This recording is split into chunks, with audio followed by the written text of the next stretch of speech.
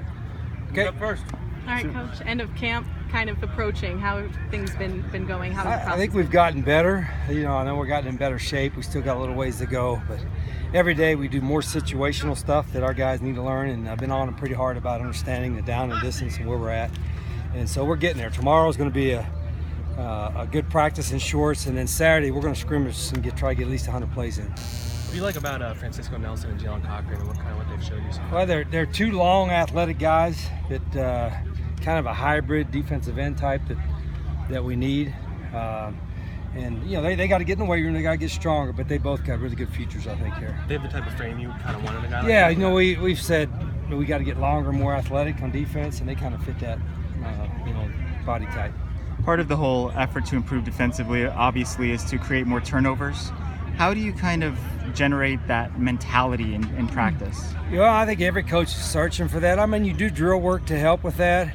I think more than anything, you can create turnovers by trying to create some confusion, getting a lot of guys around the ball, and then when the ball presents itself, whether it's somebody carrying it loosely or a quarterback throwing it, you got to attack it.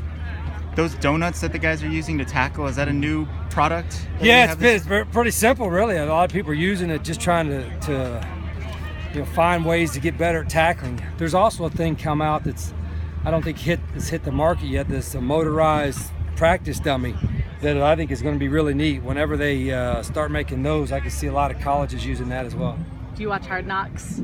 I haven't seen it yet. Using those?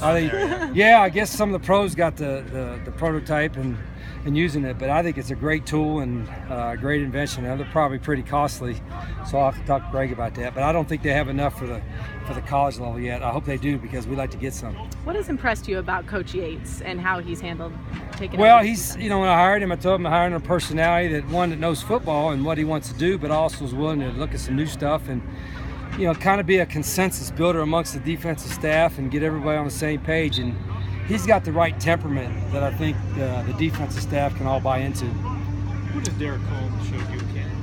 He's gotten better. He's made some plays. We challenged him. He was kind of in the doghouse a little bit, and we've tried to challenge him to be more productive, be more committed. And so far in camp, he's done that.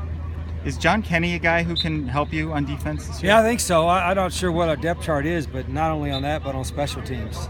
He's a tough guy that's got some athleticism, so I think he's in the rotation. What do you think about the new Twitter rule with recruiting? Coaches can retweet them. Oh, well, I think it's for guys that do it, I guess, the assistant coaches that are into Twitter quite a bit. I think it's good. I'm not, as my daughter says, I have no Twitter game, so I didn't post a whole lot because I just don't think I'm that interested in what people aren't interested in what I want to say. But I think that's a useful tool. But I don't think any kid's going to come to your school because you retweeted something that they did. But as far as communication and assistance more than anything, building a relationship, it may help.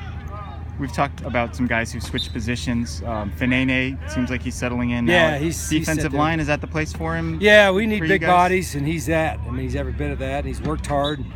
He wasn't in the mix on the O-line, and really he wasn't in the mix in D-line. That's why we moved him back over. But he's worked really hard, and he's a big, tough guy, so I think he'll help us there. Has Sonny proven to be a leader on that line? Yeah, no question. And not only on the line, but in the team. He's a mature guy.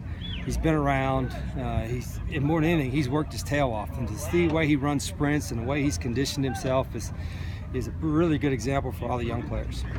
Daily quarterback question, because I know how much you love them. So Brian Kelly said yesterday that he's going to play both of his quarterbacks in the opener against Texas because he just can't. Yeah, is something like that feasible for you to play both guys? I don't. I like Brian. He's a good friend of mine, but I'm not following Notre Dame. We don't play him. But yeah, if we got two guys ready to win, we'll play two. If we got three, we'll play three. Pretty simple. Parker Zeller's the guy who keeps finding himself on the field. How's it looking in the camp? Good. He's a great competitor, loves the game. He hadn't grown any, but I think we're past that deal. But he still plays with a chip on his shoulder, which is a good example of a guy that came as a walk-on that earned a scholarship, but yet he's still trying to prove himself. That's pretty neat, I think. What makes it so hard for him to put on weight?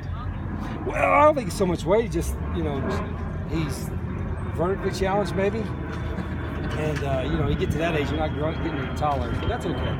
he can get stronger and faster, and that's what he's done. All right, guys. Okay. Thanks, guys. Thank you.